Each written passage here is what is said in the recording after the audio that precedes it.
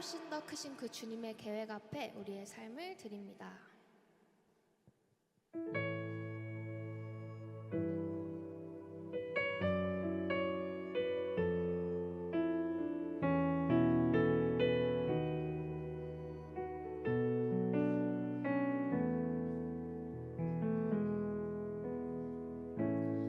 아무런 자격도 없는 나를 위해, 아무런 소망도 없는 나를 위해 사랑한다, 사랑한다, 사랑한다 말하시네. 이 낮은 날 위해 아무런 자격도 없는 나를 위해, 아무런 소망도 없는 나를 위해 사랑한다, 사랑한다, 사랑한다 말하시네. 이 낮은 날 이제 나는 옛사람 아니요, 사망에서 건지신 주의 자녀이니 그 한없는 주의 사랑 안에 다시 처음부터 고백합시다. 아무런 자격도 없는, 아무런 자격도 없는 나를 위해, 아무런 소망도 없는, 아무런 소망도 없는 나를 위해 사랑한다, 사랑한다, 사랑한다, 사랑한다 말하시네. 이 낮은 날 다시 한번 고백합시다. 아무런 자격도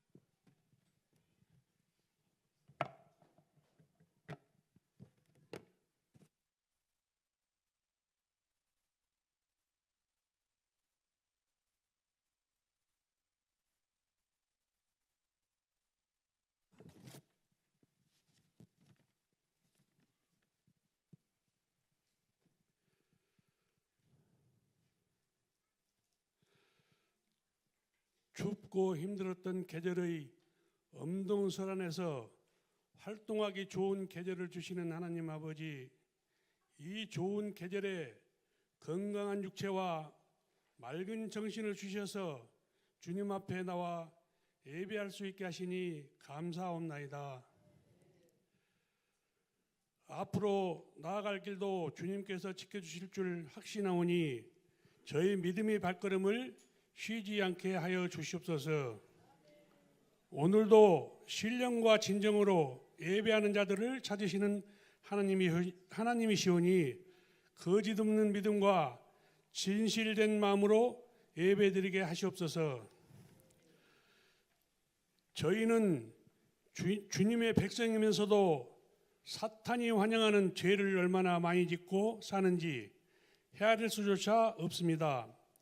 늘 자신의 육욕과 세속적 관점을 벗어나지 못하는 저희들을 불쌍히 여겨 주시옵고 보혈의 피로 씻어 정결하고 깨끗한 삶을 살아갈 수 있도록 도와주시옵소서.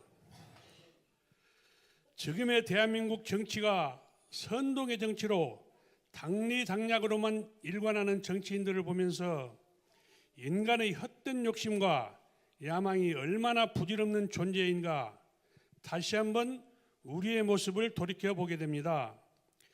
그 정치판에 하나님을 믿는 자녀들도 있사오니 그들만이라도 군중 정치에서 벗어나 각자의 소신과 인품으로 행위가 이루어지도록 인도하여 주시옵소서. 때로는 화해하고자 하는 위선을 떨며 도발을 일삼는 저 북녘 땅을 보면서 국민을 볼모로 만행을 일삼으며 호시탐탐 전쟁 준비에 몰두하는 통수권자의 마음을 온화하고 자유를 선택하여 서로 왕래하며 남과 북이 하나 되어 더 큰 비전과 희망으로 살아가는 삶이 되게 인도하여 주시옵소서. 어떠한 상황에도 전쟁은 있어서도 안 되며 승자와 패자가 없는 결과임을 알게 하옵시고 그곳에도 예수 그리스도를 마음껏 전파하여 사랑과 평안이 무엇인지 알아서 자유의 품으로 돌아오는 역사가 있기를 원하오니 주님께서 함께 능력과 힘을 주시옵소서. 마음껏 활동하기에 좋은 계절입니다. 가을이면 수확하여 풍성함을 맛보듯이 지금부터라도 복음의 서신을 손에 들고 주변 사람들에게 담대히 다가가 말씀이신 복음을 전하며 영혼 구원에 박차를 가하는 주님의 자녀들과 함께 하시고 주님의 구원이 무엇인지 알지 못하여 주님을 믿지 않던 사람들에게 복음이 전파되어 주님께서 주시는 사랑과 평안을 체험하며 주님께 간증으로 화답하는 기회가 되도록 하여 주시옵소서. 오늘 이 예배는 하나님의 거룩함과 사랑으로 베푸시는 은혜의 자리입니다. 거룩한 예배와 기도는 예수님도 행하셨고 사도들도 예배와 기도를 통하여 거룩함과 은혜를 입었나이다. 주님의 성전에 나와 예배는 나의 죄와 욕망과 욕을 인정하고 그 잘못된 생각과 행위를 버리고 하나님의 자녀로 거듭나며 거룩함과 깨끗함으로 거듭나기 위함이오니 예배를 통하여 주님의 사랑과 평안으로 함께하는 삶이 되도록 인도하여 주시옵소서. 병들고 나약한 자들에게는 건강을, 물질 부족으로 고통받고 있는 자들에게는 물질의 풍성함을, 사업하는 자들에게는 물건이 넘쳐나도록 하여 주시옵고 주님을 사모하는 마음으로 찬양을 감동케 하시고 봉사와 주님의 일들에 각자 최선을 다하는 주님의 자녀들에게 은혜와 축복으로 이루하여 주시옵소서. 단위에 서시는 김재 목사님의 말씀 전하실 때 마음으로 받고 마음으로 전하는 은혜의 시간 되시기를 원하오며 살아 역동하시는 예수 그리스도 이름으로 기도합나이다.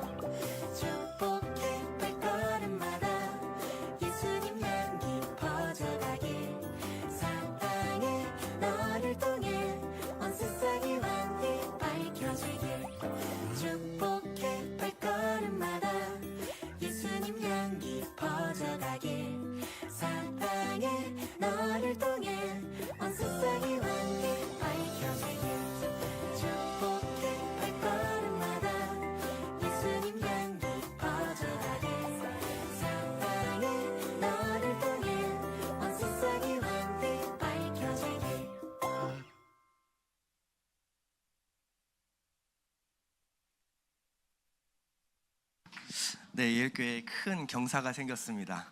우리 이행선 최하민 가정, 집사님 가정에서 둘째 이다미가 건강하게 출산되었습니다. 또 축하할 일이 또 있는데요. 우리 고석준, 이은채 집사님 가정에서 둘째가 생겼고요. 또 최훈동, 박하령 집사님 가정에도 둘째가 생겼습니다. 이게 정말 문자 그대로 생명이 생명을 낳는 이런 정말 아동부의 부흥에 큰 기여를 해주시는 귀한 분들이 아닌가 싶습니다. 생명 주신 하나님께 잠시 감사 기도드리겠습니다.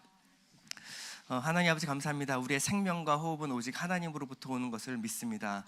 우리에게 주신 그 귀한 생명 하나님 잘 키우게 하여 주시고 양육하게 해 주시고 하나님을 경외하며 하나님을 사랑할 수 있는 귀한 자녀들 될 수 있도록 허락하여 주시옵소서. 아버지 우리 예일교회 안에서 우리 예일교회 공동체 안에서 함께 자라면서 하나님을 예배할 수 있도록 허락하심을 너무나 감사드립니다. 이 가정 가운데 필요한 모든 것으로 주님 채워 주시옵소서. 예수님의 이름으로 기도드립니다. 아멘. 오늘은 부활절 행사 안내가 있겠습니다.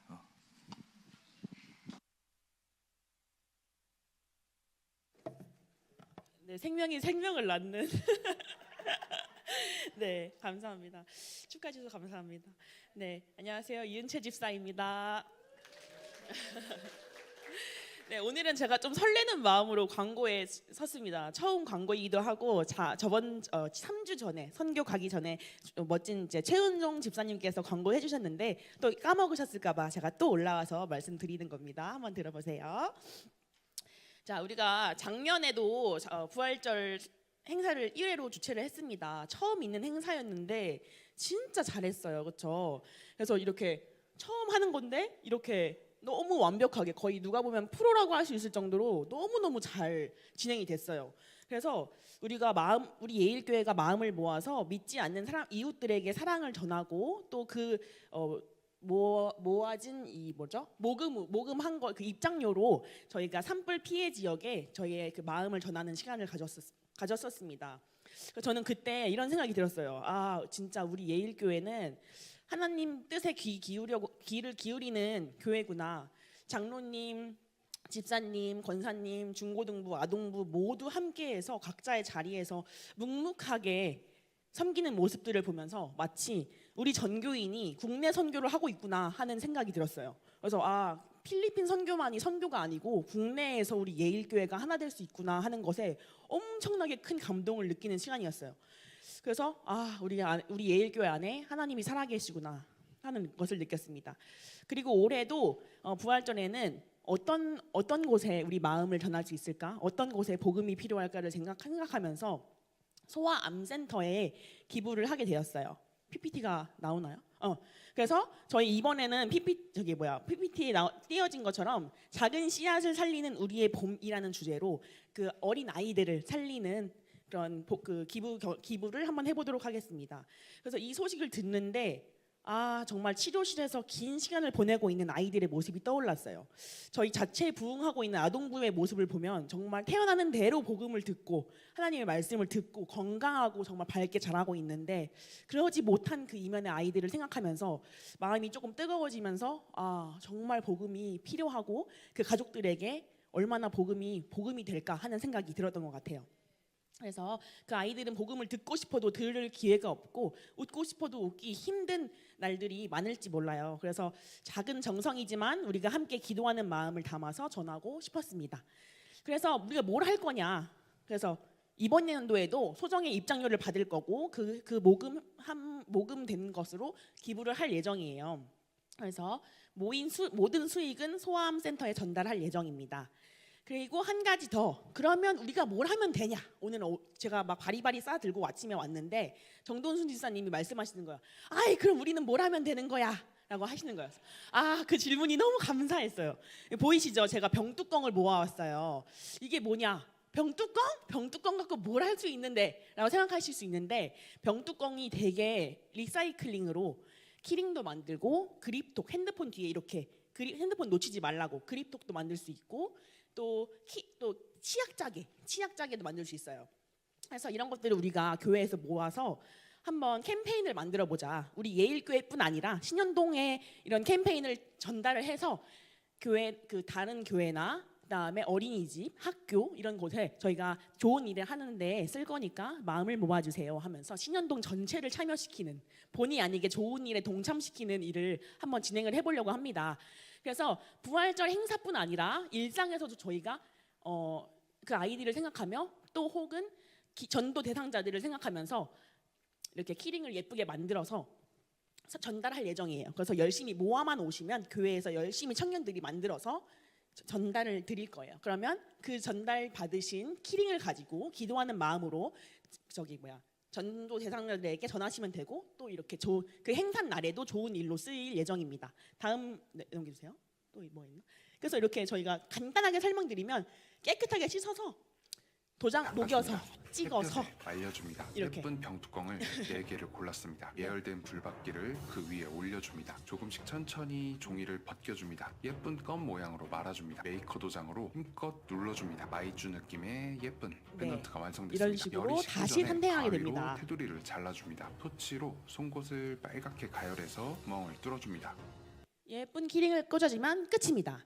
그래서 이게 저희는 Save a Soul, 영혼을 구하자라는 메시지를 담은 도장을 제작했고요. 그래서 저희가 한 영혼 한 영혼을 생각하면서 일상생활에도 또 모아서 간직하실 때 굉장히 제가 한 달 모아봤거든요. 근데 막 모으고 싶어요. 막 음료수 마시고 싶어요. 그러면서 이게 좋은 영혼들에게 쓰인다면 내가 음료수 물 사다 마셔야겠는데 저희 집에 정수기가 있거든요. 근데 물을 사 마셨어요. 근데 그러면서 생각하게 되더라고요. 그리고 제가 또 해보니까 어르신들이 더 잘 모아요. 어르신들이 훨씬 더 잘 모아요. 그래서 이번 기회를 통해서도 어르신들도 우리가 한 마음으로 좋은 일 하는데 쓰일 수 있겠구나 생각이 들었어요. 마지막으로 한 말씀 드리면 이제 딱 한 달 남았거든요. 한 달 남아서 저희가 이제 교회가 더 하나 됐으면 좋겠고 또 아이들을 위한 기도가 되었으면 좋겠습니다. 그래서 어디까지 얘기했는지 그래서 신현동에도 따뜻한 움직임으로 우리 예일교회가 어떤 교회 나오세요 전도만 하는 것이 아니라 이 교회가 살아있구나, 정말 예수 복음을 전하는 교회구나라는 것을 전하는 시간이 되었으면 좋겠고요. 이번 행사를 통해서. 그래서 이번 한 달 남았는데 한 달 동안 열심히 기도해 주시고 빼지 마시고 다음 주에 제가 또 올라올 거거든요. 그래서 이제 뭐 하실 분 제가 이제 슬슬 이제 쓰시고 다닐 거예요. 그러면 제가 한번 해보겠습니다 하는 마음으로 좀 마음 많이 열어주시고 참여해 주시면 정말 좋을 것 같습니다. 정말 제가 두서없이 많이 말했는데요. 정말 감사합니다. 네, 감사합니다. 부활의 소식을 전하는 것이 교회의 정체성인 줄 믿습니다. 귀한 재능과 또 아이디어를 주신 하나님께 감사드립니다. 이번 주는요 처음으로 해보는 거죠. 순별 친교 모임으로 오후 예배를 대체를 합니다. 이때는 그냥 오후 예배 없이 놀라는 말씀이 아니라 순원 중에서 신방해야 될 가정이 있으면 여러분 같이 순원끼리 신방도 하시고요. 그리고 친교의 시간도 가지시되 또 전도 대상자가 있었으면 매달 첫째 주에 전도를 하셔서 이쪽에 이제 같이 오셔서 함께 순원들과 친교할 수 있는 시간을 보내는 것이 의미 있겠다 싶어서 이런 시간을 가졌습니다. 순장님은 모임 사진을 최소 2-3장 정도 찍어서요 순장방에다가 올려주시면 감사하겠습니다. 오전 예배 후에 유아실에서 장로 회의가 있겠습니다. 3월에서 5월 교회 행사 안내에 보시면요 어린이 주일 마리오네트 인형극 너는 특별하단다 공연을 이번 주부터 준비가 시작이 됩니다. 이 인형극은요 메시지도 아주 강력할 뿐만 아니라 그 인형극을 하는 아이들에게 정말 귀한 복음의 메시지가 흘러갈 수 있는 귀한 인형극입니다. 이 인형극을 위해서 헌신해 주시는 우리 해슬 극단 우리 감사합니다. 연습은 매주 주일날 이루어질 예정이시고요. 해당 아동부 부모님들은요 시간 끝나는 시간을 좀 확인해 주시면 감사하겠습니다. 3월 29일 이번 달 마지막 주 오전 예배는요 김창식 선교사님이 오셔서 말씀 전해주시고 선교 보고해주시고 선교의 비전 제시를 해주실 예정이십니다. 고난주 특세 기간 확인해 주시고 부활절 예배 4월 5일 있고요. 행사도 4월 5일 오후 2시부터 있습니다.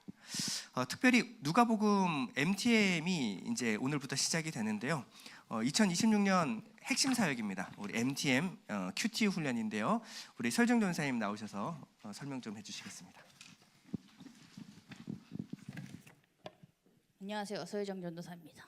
네, 오늘 광고가 엄청 많다고 그래가지고 빨리 끝내고 싶은 마음이 있습니다. 엄청 빨리 말할 수 있고 천천히 말하고 늦게 끝날 수 있는데 어떻게 할까요? 좀 천천히 말하고 살짝 늦게 끝날 수도 있겠습니다. 필리핀 단기 선교 보고 같이 하면서 MTM 같이 안내해드리도록 하겠습니다. 올해는 사실 출발 전부터 눈에 특별히 이제 후원이나 기도해 주시는 분들이나 관심 보여주시는 분들이 너무 많아서 정말 그 든든한 마음으로 출발할 수 있었던 선교였던 것 같습니다. 든든한 마음으로 도착한 선교지는 역대 갔던 곳 중에서 가장 힘든 곳이었어요. 핸드폰을 로밍을 해가도 와이파이, 전화 아무것도 안 터지는 산골짜기에 가가지고 난생 처음 보는 필리핀 음식들 먹으시느냐고 정말 고생들 많이 하셨거든요. 근데 원래 이쪽 정도 되면은 나 이거 밥 못 먹겠어 막 이러면서 막 불평이 나와야 되는데 진짜 어느 누구 한 분 불평 하나 없이 정말 꿋꿋이 잘 드시고 그리고 사역에 정말 열심히 발로 뛰어주시면서 보는 제가 진짜 감동을 받을 수 있는 정도의 정말 좋은 선교였었습니다. 현지에 나간 단기 팀들의 기도하고 그리고 여기에서 같이 응원해 주시면서 기도해 주신 모든 성도님들의 기도를 하나님께서 받으셨기 때문에 이러한 일들이 일어날 수 있었다라고 생각을 하고요.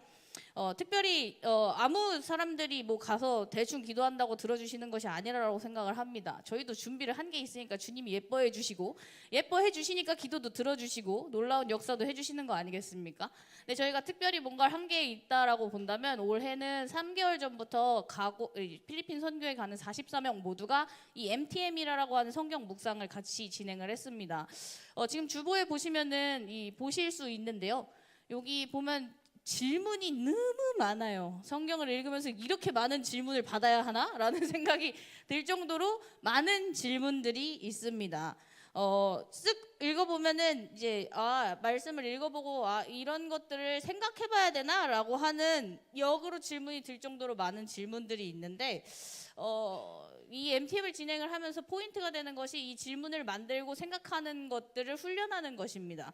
우리가 읽고 알았다고 생각하는 수많은 성경 구절들 그리고 성경 말씀들은 생각보다 읽고 알았지만 마음에 심기어서 그것이 나의 삶의 힘이 되고 생명이 되는 경우가 그렇게 많지 않습니다.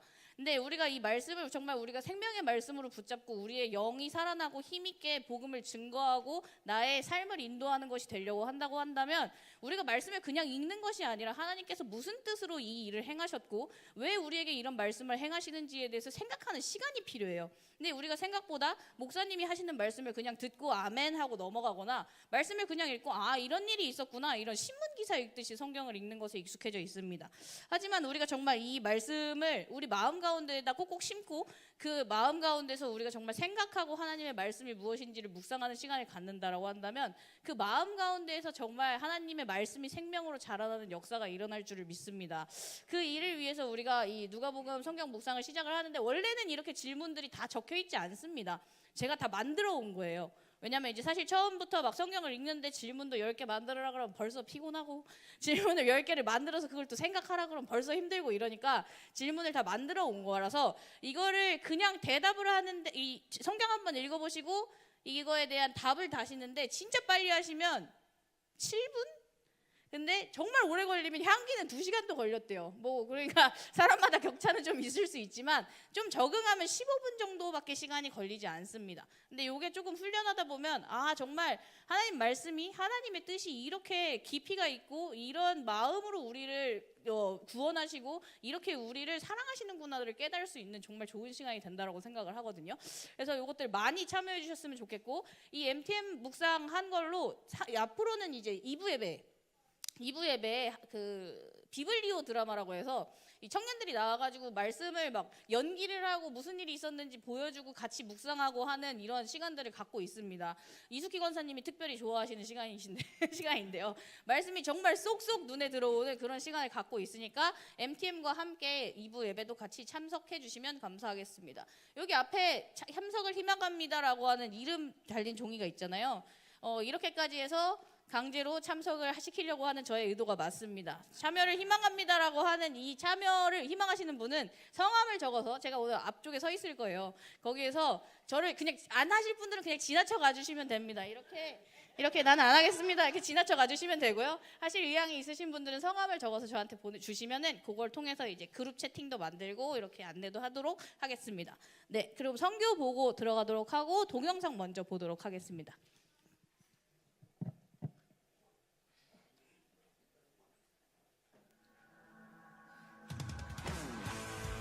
우리 이 시간 주님의 증인으로 가기 원하는 사람은 같이 소리질러.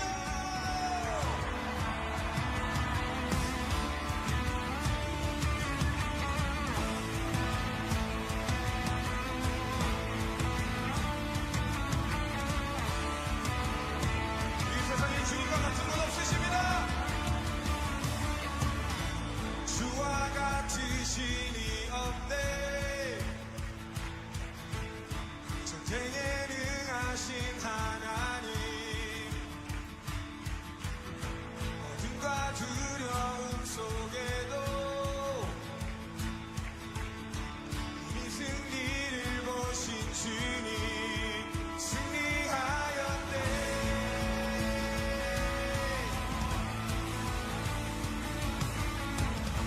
죽음을 이기신 예수,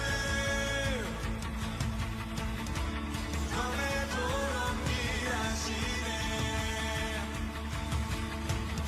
슬픔과 절망 속에서도 이미 생명을 보신 주님 보고 들은 자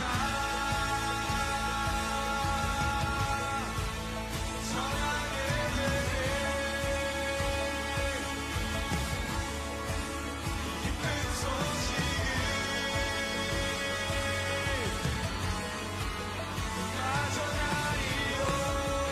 Si Jesus ang daan, ang katotohanan, at ang buhay.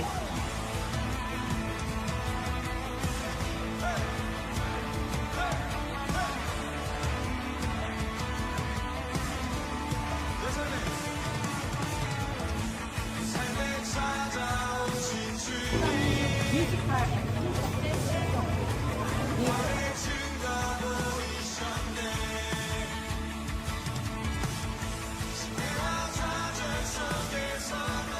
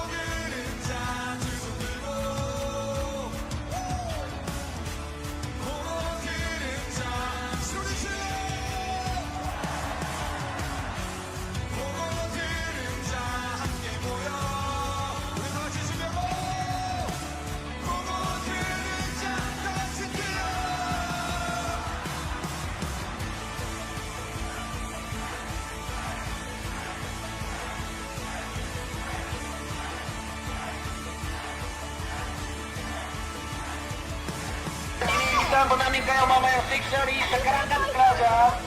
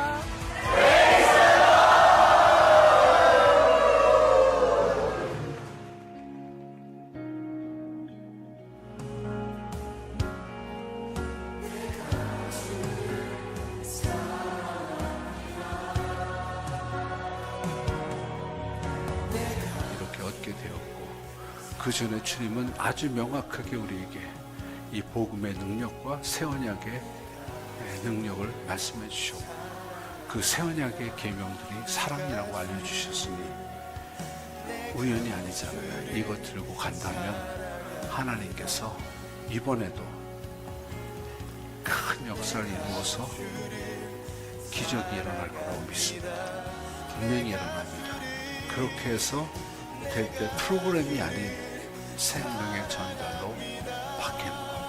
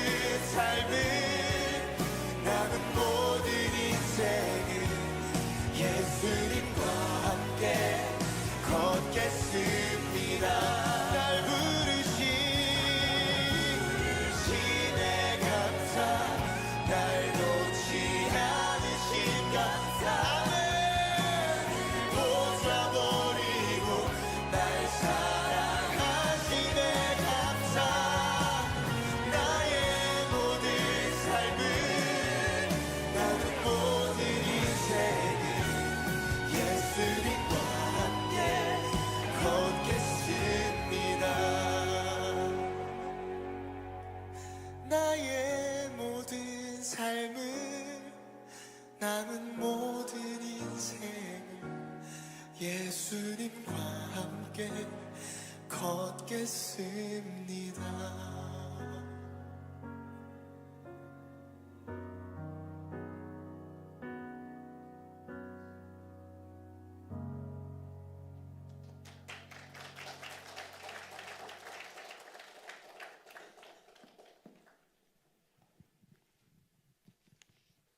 안녕하세요. 이은영 집사입니다.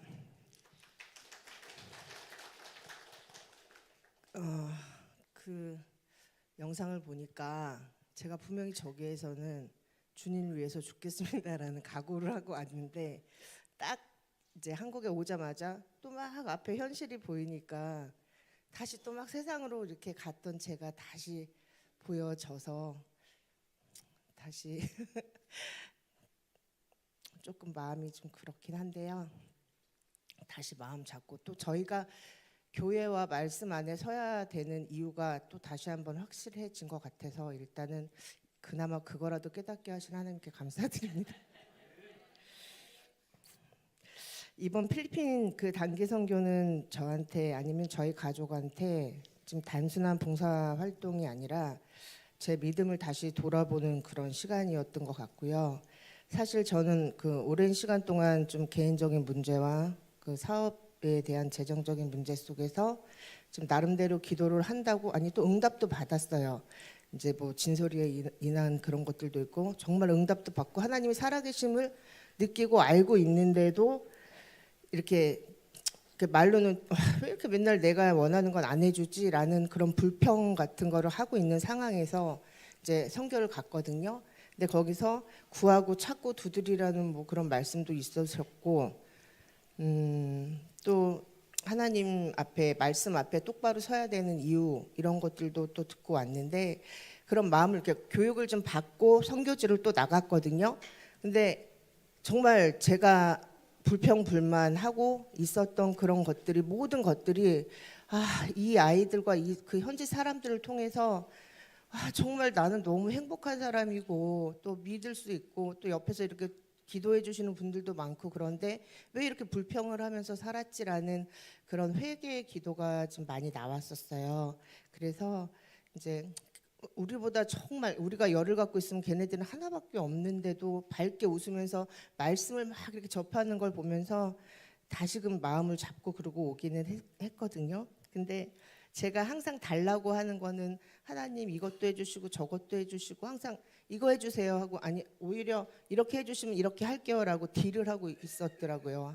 제 삶 속에 저의 기도 제목들이 보면은 다 달라 이렇게 하면 이렇게 해드릴게요라고 정말 버릇없고 정말 아무것도 모르는 무지의 생활을 하고 있었던 걸 보고 오면서 이젠 정말 안 그래야겠다. 정말 하나님 저를 하나님 앞에서 살아갈 수 있는 그 믿음의 용사로 키워주세요라고 하고 딱 왔는데 그 안에서의 믿음과 이 안에서의 믿음이 이렇게 틀려질 줄 몰랐는데 아직도 이러고 있는 제 모습에 그럼에도 불구하고 이렇게 와서 제가 뭐라고 이렇게 또 간증을 하게끔 하시는 하나님께 영광을 무슨 말을 하는지 모르겠는데요.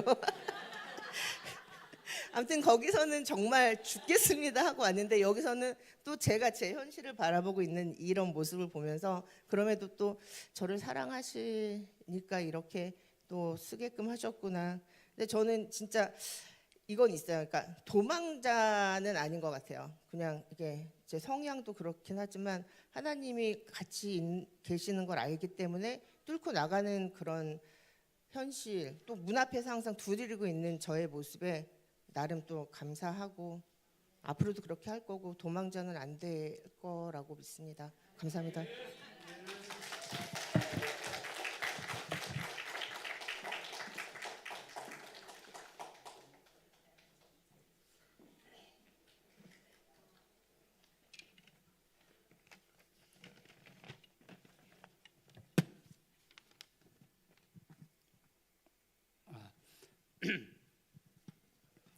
정단우 집사입니다.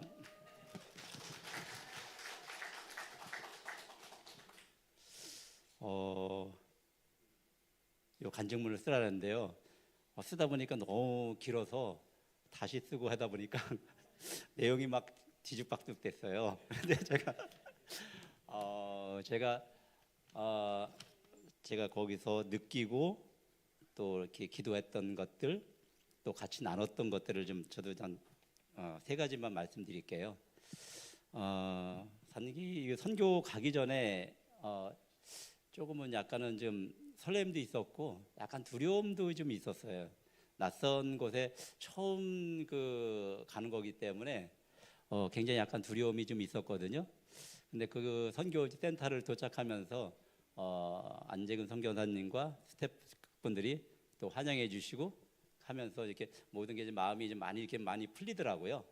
그래서 그쪽에 생활하면서 저는 거기 안재근 선교사님이 한 2일 동안 그 말씀 중에서 자라는 말씀하고 그 사랑이라는 말씀을 이렇게 들으면서 그 사랑이라는 말씀을 들으면서 굉장히 거기서 회개했던 것 같아요. 우리 최정인 집사님 또 그 옆에 고재혁 집사님 같이 네 분이 앉아서 같이 기도하면서 많이 울었던 것 같아요.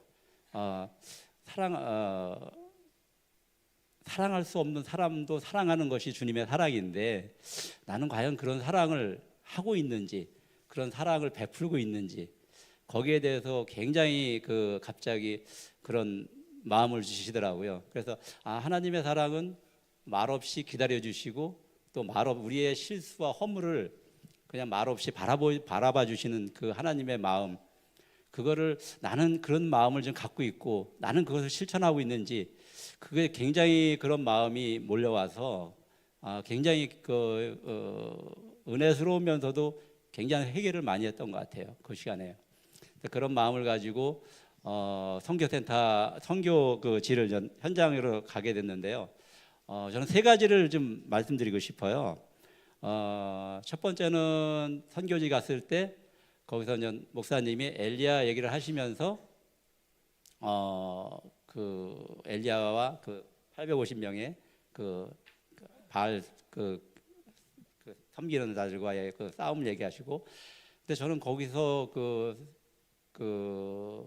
공연하고 뮤지컬을 보면서 뭐 축구 전도도 나가서 이렇게 전도하면서 말이 안 떨어지더라고요. 제가 그 정동진 집사님이 한글로 이렇게 그 프리팅 해줬는데도 제가 한글인데도 못 읽겠더라고요. 그게 너무 힘들어요. 그래서 말을 한마디도 못 하겠더라고요. 그래서 한마디도 못 했습니다. 솔직히 말씀드려서. 예. 그래서 따라다니고 이렇게 보고 했는데, 하여튼 그래서 축구전도를 하면서 또 많은 걸 또 거기서 느꼈고요.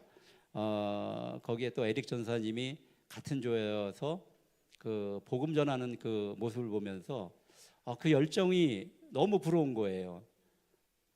한 사람 한 영혼을 정말 살리겠다는 그 영혼, 그 복음의 그 말씀이 너무 간절한 게 너무 그게 막 가슴에 막 오는 거예요. 나는 정말 저렇게 간절하게 누구 한 영혼을 위해서 복음을 전해본 적이 있던가. 그 마음이 참 굉장히 마음이 아팠어요.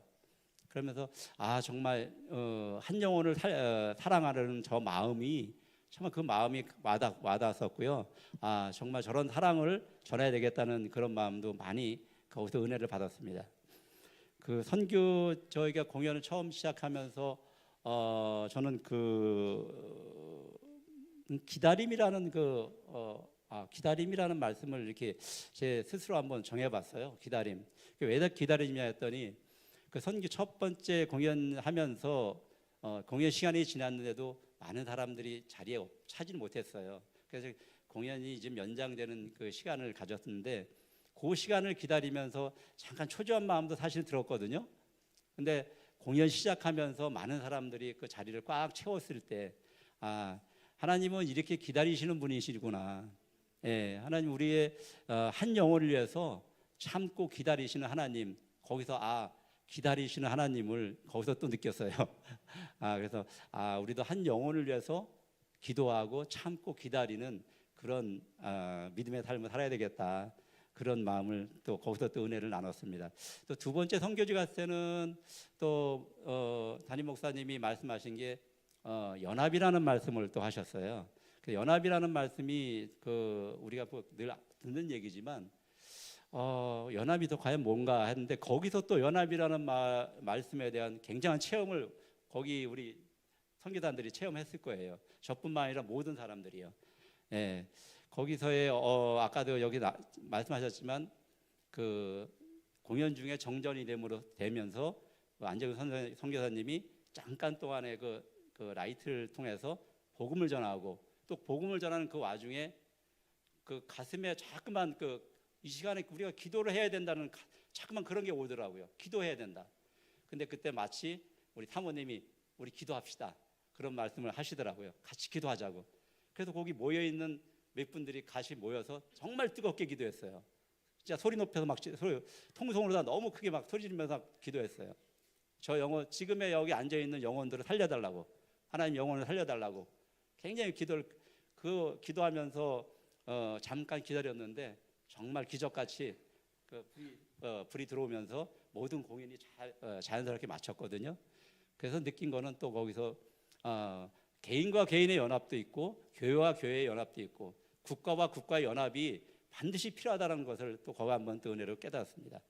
어둠은 잠깐 우리가 어두웠을 때 잠깐 두려움은 있을 수 있는데 빛이 오니까 어둠은 아무것도 아니더라고요. 예, 그 은혜를 체험했던 우리 선교팀들 아마 다 그런 마음이었을 것 같아요. 그러니까 마지막으로 선교 세 번째 선교지는 거기서 말씀하신 목사님의 말씀은 진리를 전하라는 말씀을 하셨던 것 같아요. 비진리가 많기 때문에 진리의 하나님을 만나게 기도하라는 그 말씀이 또 마지막 공연을 다 마치고 나서 그 공연장에 한 사람 영접하고 우리 전도팀들에서 기도 받을 때 정말 뜨겁게 기도를 했던 것 같아요. 정말 진리의 하나님을 만나게 해달라고 간절하게 기도했던 그 마음. 지금도 마찬가지지만 정말 진리의 하나님을 꼭 만나는 그 필리핀 거기에 주님을 영접하겠다고 고백했던 그분들이 참으로 진리의 하나님을 만났으면 좋겠어요.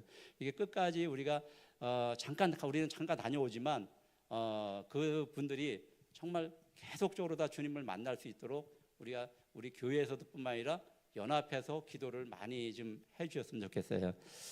마지막으로 감사한 거는요. 별로 뭐 저희들이 잘하는 건 없지만 우리 그 청년들이 그 이름을 져줬어요. F4라고. 예.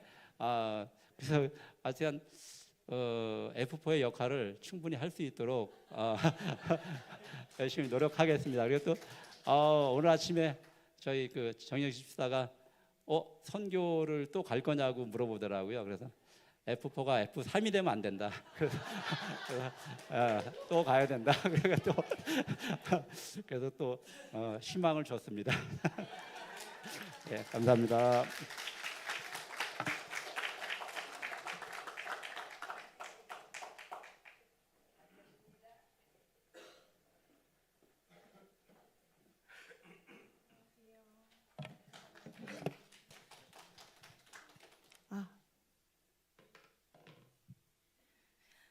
너무 떨리는데요.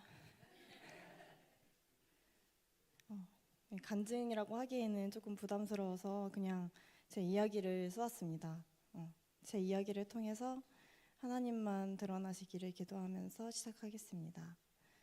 제가 예일교회에 처음 왔을 때가 생각나는데요. 그날 제가 본 여러분들의 모습은 마치 천국이 있다면 이런 곳이 아닐까? 뭐 그런 모습이었습니다. 성경이 궁금하고 예수님이 좀 궁금해졌어요. 동생에게 저 사람들처럼 살려면 어떻게 해야 되는지 여러 번 물었었는데 그렇게 뭐 한 번, 두 번 교회를 출석하고 여러분과 함께 교제도 하고 지내면서 결국에 이끌려간 곳이 이번 필리핀 선교였던 것 같습니다.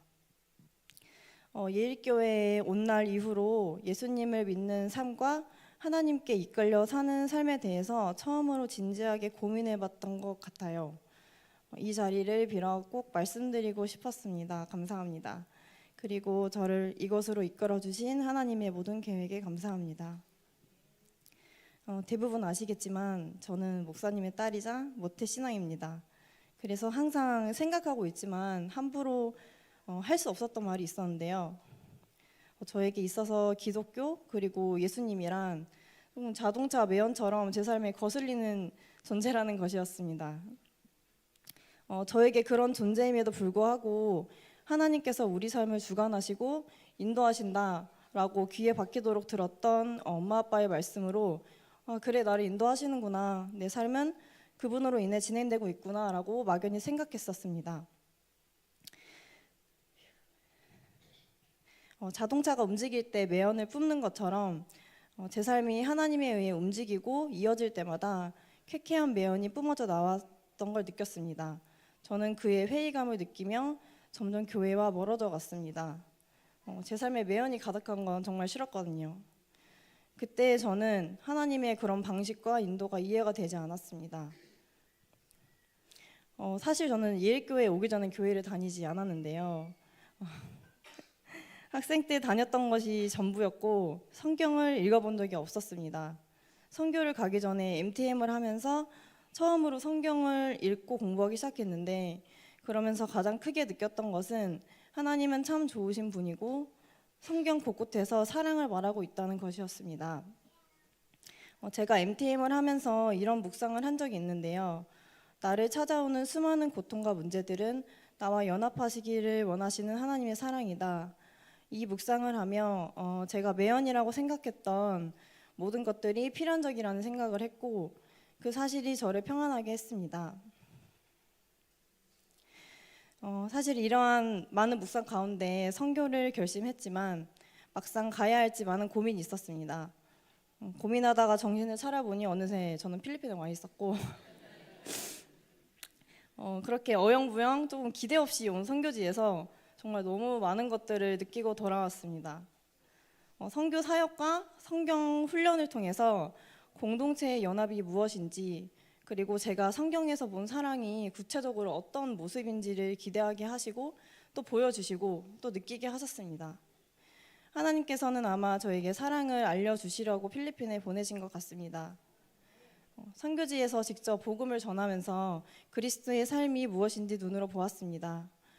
그리스도인이라면 복음을 전해야 한다는 간단 명료한 사실이 전에는 깨달아지지 않았는데 너무 모호했고 복음을 어떻게 전해야 되는지 어려웠던 것 같습니다. 안재근 선교사님 설교를 들으면서 가장 충격적인 문장이 있었는데 그거는 최고의 사랑은 복음을 전하는 것이다 이런 문장이었습니다. 제가 알고 있던 사랑과 너무 달라서 놀랐고 그렇다면 제가 한 번도 사랑하지 않았다는 사실에 다시 한번 놀랐습니다. 복음과 사랑이 연결되어 있다니 사랑이 복음이고 복음이 사랑이라는 사실은 매우 당황스럽고 놀라웠습니다. 모호하고 어려웠던 게 가볍게 느껴졌던 것 같습니다. 사랑과 복음에 대해 생각할 때 가장 생각났던 사람은 아빠였습니다. 멀리 갈 것도 없이 가까운 사람부터 사랑하지 못했음을 깨닫고 제가 얼마나 많은 것들을 사랑이라 여기며 살았는지 부끄러웠습니다. 저는 저와 제 아빠의 그 회복의 날이 과연 언제인가 하며 아주 많이 생각했었는데요. 그 회복의 날이 드디어 지금인 것 같습니다. 선교 동안에 조금 저를 짓누르던 끈질긴 상처들이 하나님의 사랑으로 회복됨을 느꼈고 선교 직후에 아빠에게 편지를 몇 장 썼습니다.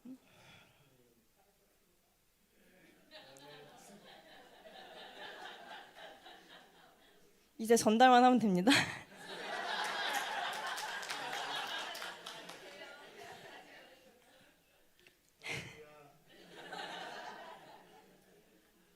어디까지 했죠? 네, 사실 전에도 아빠랑 회복을 위해서 노력했던 적은 많았지만 이렇게 자연스럽게 조금 자의적으로 결심했던 적은 없었기에 이 또한 하나님이 주시는 마음 같아서 감사합니다. 선교지에서 배운 것 중에 하나는 사랑을 죽는 것이라고 했습니다. 제 기준에서의 사랑을 버리고 이젠 하나님이 원하시는 방향으로 가고 싶습니다. 이 회복으로 하나님의 사랑을 더 깊이 알게 될 것이라 확신합니다. 한 번의 이벤트로 끝나는 것이 아닌 매일의 삶 속에서 끊임없이 제가 하나님과 대화하길 기도하며 저를 지금까지 인도하신 하나님께 모든 영광을 돌립니다. 감사합니다.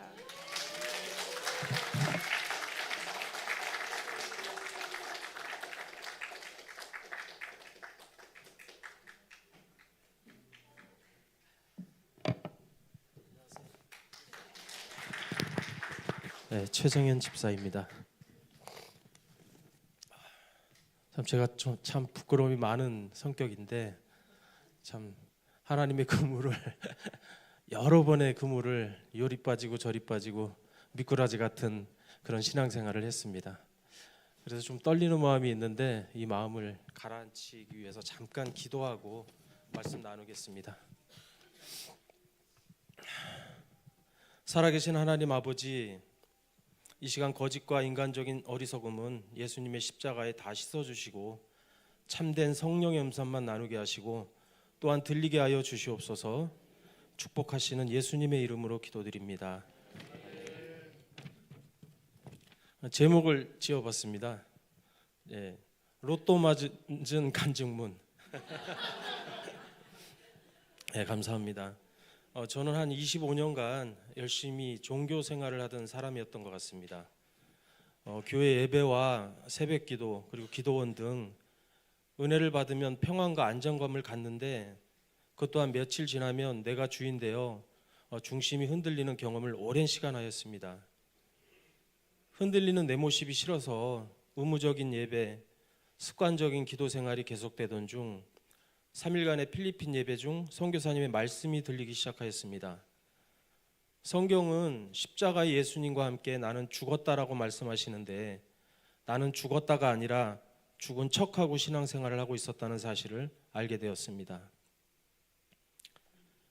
숨어있던 거짓된 나의 진실을 보게 되었고 주체할 수 없는 회개와 멈추지 않는 눈물이 예배 후에도 몇 시간 동안 계속되는 경험들을 하였습니다. 그리고 연합이란 말씀에 또 한 번 주님과 하나 되는 임재의 기쁨을 경험하는 실제의 시간들을 경험하였습니다.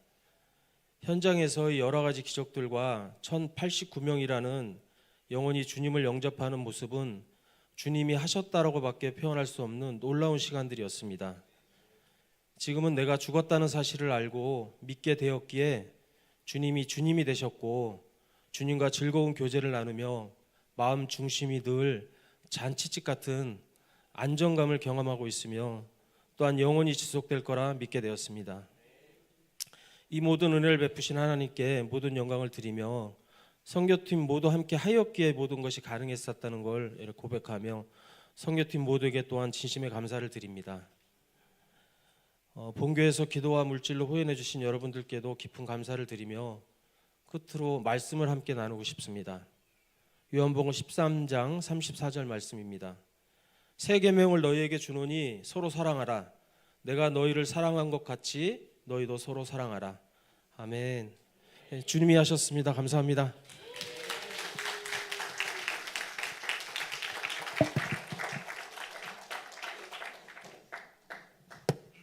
너무들 은혜롭게 말씀을 잘 전해주셔서 저는 빨리 사라지도록 하겠습니다. 올해 같은 경우에는 저희가 필리핀에 그 선교를 가게 된 이유가 되게 분명했던 한 해였던 것 같습니다. 필리핀에 두 군데 지역을 방문하게 됐는데요. 첫 번째 지역이 이제 빵가시난이라고 하는 지역이었고 두 번째 지역이 누에바에시아라고 하는 지역이었습니다. 뭐 지역명 중요하지 않고요. 첫 번째 지역은 저희가 처음으로 인연극을 가지고 가가지고 전도를 했었던 2013년부터 이제 계속해서 인연을 가지고 있는 지역인데 거기에 이제 기존에 있던 목사님이 나가셨고 두 번째로 이제 부임하게 된 전도사가 문제를 좀 일으켜가지고 아마 그 약간 이상한 이단에 빠지면서 여자 성도님들하고 문제를 좀 일으키면서 좀 이렇게 선동하는 그런 걸 해서 교회에 4명만 남고 그 전도사하고 다 함께 나가버린 거예요. 근데 이제 그 전도사는 그 10분 거리, 교회 10분 거리에서 또 새로운 교회를 만들어가지고 너네 교회가 잘 되나 보자 뭐 약간 이런 느낌으로 있는 상태였었습니다. 그래서 새로운 이제 전도사가 부임을 했는데 한 달 전에 부임을 한 상태였고 교인들이 10명 뭐 이 정도밖에 안 되는 상황에서 저희가 이제 그곳에 가게 됐었습니다. 두 번째 누에바에시아라고 하는 지역에서는 한국인 선교사들이 와가지고 이제 그 소위 말하는 빈곤 포르노라 그러죠. 그 현지에 있는 교회들의 가난한 모습들을 막 찍어가지고 후원금을 받아다 주겠다면서 이제 사진을 왕창 찍어가지고 간 거예요. 근데 이제 그 후원금을 중간에 가로채고 튀어버린 겁니다. 그러니까 이제 거기에 있었던 그 한 10군데 정도 되는 교회의 목사님들이 한국인에 대한 이미지가 정말 바닥이었던 상황이었다고 해요. 근데 이제 그 중에 한 분이 우연히 이제 터닝포인트 집회에 저희가 가기 한 달 전에 참여하게 되면서 이제 마음에 좀 이렇게 위로를 받으시면서 저희 팀을 이제 자기 교회와 이제 그 숙소를 열어서 함께 전도하고 사역하고 싶으시다고 해서 이제 그쪽에 가게 됐었습니다. 집회를 시작을 하는데 11분 정도의 목사님, 지역교회 목사님들이 쫙 오셨어요. 거기 교회 이제 저희랑 협력하지 않겠다고 말씀하셨던 지역교회 목사님들이 오셔서 맨 뒷좌석에서 이렇게 팔짱을 끼고 이제 지켜보시더라고요. 한국인들이 무슨 짓을 하나 한번 보자 뭐 약간 이런 느낌이었던 건 것 같아요. 그날 이제 뭐 정전도 일어나고 아주 그냥 난리 버거지였는데 그때 이제 김주현 목사님께서 말씀해주신 말씀이 열왕기상에 엘리야가 죽은 아이를 데리고 다락방에 올라가서 기도하는 장면이었습니다. 하나님 이 아이가 그 엘리야가 죽은 아이에게 몸을 맞대면서 기도하는 장면이었는데요. 율법으로서 굉장히 부정한 일이었고 그런 일들이 일어나면은 안 되는 거였죠. 특별히 선지자에게. 근데 그 엘리야가 이런 기도를 합니다. 하나님, 이 아이를 정말 율법의 저주에 의해서 죽이려고 하신다고 한다면 나와 함께 죽여주시고, 만약에 나를 살리시려고 한다면 이 아이를 살려주시기를 소망합니다라고 하는 그 기도를 이제 함께 나눠주시면서, 지금 4명밖에 남지 않았던 교회, 그리고 한국인들이 이제 그 사기를 치고 떠나서 마음이 이미 많이 돌아서 버린 교회들 가운데서 이들의 영혼을 회복시키지 않으시려거든 우리도 함께 죽여주시고, 이들의 영혼을 살리시기를 원하신다면, 우리를 살리시기를 원하신다면 이들의 영혼도 함께 살려주시기를 원합니다라고 하는 기도를 같이 했었습니다. 근데 참 이 기도를 하면서 많은 생각이 들었던 것 같아요. 언제 내가 이런 기도를 해본 적이 있나? 당신이 살아나지 못한다고 한다면, 네가 저주를 받아서 정말 지옥에 떨어진다고 한다면 나도 함께 죽겠다라고 하는 기도를 해본 적이 없었던 것 같았습니다. 그래서 그런 기도를 하면서 정말 많은 회개함도 있었고, 정말 열심을 다해서 기도하면서 전도하는 시간이 있었습니다. 1086명이라고 하는 사람이 예수님을 주와 그리스도로 영접하는, 구세주로 영접하는 일들이 일어났습니다. 아마 그 1089명이 전부 다 교회로 와서 예수님을 정말 올바로 믿고 영접하는 일은 일어나지 않을 거라는 생각을 합니다. 하지만 그 중에 10%, 단 5%라도 주님 앞으로 돌아온다라고 한다면 그 숫자는 적은 숫자가 아닙니다. 100명에서 50명에 되는 숫자의 사람들이 돌아오는 거거든요. 근데 그 일들이 저는 일어날 거라고 생각합니다. 그리고 우리 집회와 그 모든 전도가 끝나고 난 다음에 그 문제를 일으켰던 전도사하고 같이 나갔던 한 성도에게 연락이 왔다고 합니다. 자기가 행동한 행동에 대해서 회개합니다. 앞으로 다시 교회에 나와서 열심히 헌신하고 섬기도록 하겠습니다라고 하는 연락이 왔고, 그 한국 선교사들로 인해서 마음문이 많이 닫혔던 그 11교회의 목사님들도 안재근 선교사님의 다음 회차 3월에 있을 터닝포인트 훈련에 같이 참여하면서 함께 그 연합하는 교회가 되기로 결정을 했다라고 이야기를 듣게 되었습니다. 우리 부활절이 있고 어린이 주일이 있습니다. 이 부활절하고 어린이 주일에 우리가 신현동에 또 똑같은 마음을 품기를 원합니다. 사실 우리 신현동에 있는 영혼들에 대해서 우리가 신경을 쓰지 못하고 우리의 영적인 상태만 이제 급급하면서 살아갔던 것 같습니다. 근데 올해 우리가 정말 뭐 이제 어린이 주일에 인형극도 하겠고 부활절에 행사도 하겠지만 그 모든 순간 가운데 하나님이 이 영혼을 죽이시려거든 우리 교회도 함께 죽여주시기를 원합니다. 이 우리를 살리시려거든 이 신현동에 있는 영혼들도 함께 살려주시길 원합니다라고 하는 기도가 우리 삶 가운데서 있었으면 좋겠습니다. 선교 가운데 우리 교회가 쓰임받게 된 것을 정말로 기뻐하고, 이 모든 일은 정말 우리 안에서 역사하시는 성령님으로 인해서 그리스도의 예수의 이름으로 하나님께 영광이 되는 줄을 믿습니다. 하나님께 영광 드립니다.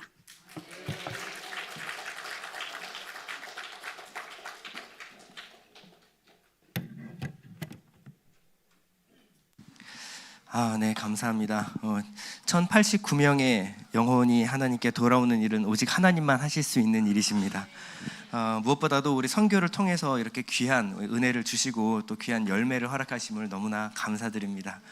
이렇게 그냥 끝나면 참 좋겠는데 제가 말씀을 준비해 와가지고 너무 송구스럽습니다. 벌써 은혜를 다 받으셨는데 이거 어떻게 하나 싶기도 한데 최대한 빨리 한번 해보겠습니다. 오늘 주시는 말씀은 다니엘서 4장 28절입니다. 사실 저희들 속에는요, 자신을 드러내고 자랑하려고 하는 욕구가 생각보다 훨씬 더 강합니다. 뭔가 조금만 있으면 좀 자랑하고 싶고 남들 앞에 내세우고 싶고 드러내고 싶고 보여주고 싶은 것이 우리의 본성인 것 같습니다. 이것은 신앙인이라고 해도 별 다르지가 않은 것 같아요. 우리가 하나님께 받은 은혜를 이렇게 간증하다가 보면, 말을 이어나가다 보면 자꾸 내가 이렇게 실패하는 경우가 너무나 많습니다. 그만큼 우리의 죄성 가운데는요, 나를 드러내고 나를 증명하고 높이고자 하는 죄된 본성이 굉장히 강하게 자리 잡고 있습니다. 마광수 교수가 썼던 짧은 꽁트 중에서 개미라는 글이 있는데요, 한 사람이 있었습니다. 유명해지고 싶었어요.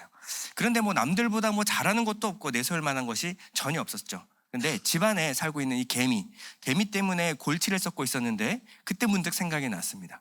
이 개미를 춤추게 하면 어떨까? 그러면 사람들에게 유명해지지 않을까? 뭐 춤추는 코끼리, 뭐 오랑우탄 봤어도 춤추는 개미는 없으니까. 그래서 개미를 훈련시키기 시작했습니다. 그것도 무려 7년 동안 정신과 치료를 받아가면서 이 개미가 춤추게 하는 것 여기에만 오로지 매진했습니다. 그리고 마침내 개미가 춤을 추기 시작했습니다. 세상에 7년 만에 드디어 개미가 춤을 추기 시작한 거예요. 이 남자는 이 사실을 얼른 세상에 알려야만 했습니다. 유명해지고 싶었고 돈도 많이 벌고 싶었고 세상을 놀라게 해주고 싶었습니다. 그래서 그는 조심스럽게 그 개미를 성냥가게에다가 넣고요, 신문사로 향해서 달려나가기 시작했습니다. 가는 중에 배가 고파서 식당에 들렀는데요, 들러서 주문을 받으러 온 종업원에게 이 순간을 참지 못해서 자랑하고 싶었던 겁니다. 그래서 개미를 조심스럽게 테이블 위에 올려놓고 말했습니다. 저기요, 여기 개미 좀 보세요. 그랬더니 종업원은 화들짝 놀라더니 개미를 찍 눌러서 죽여버렸습니다. 그리고 손님 죄송합니다 하고 사라져버렸어요. 7년간의 수고가 한순간에 물거품이 되는 순간이었습니다. 사실 이 글은 우리가 쌓아오고 우리가 자랑하고 싶은, 이 과시하고 싶은 것들이 이런 것이 아닌가라는 생각을 하게 만들어주는 이야기입니다. 우리네 인생이 그럴 수도 있습니다.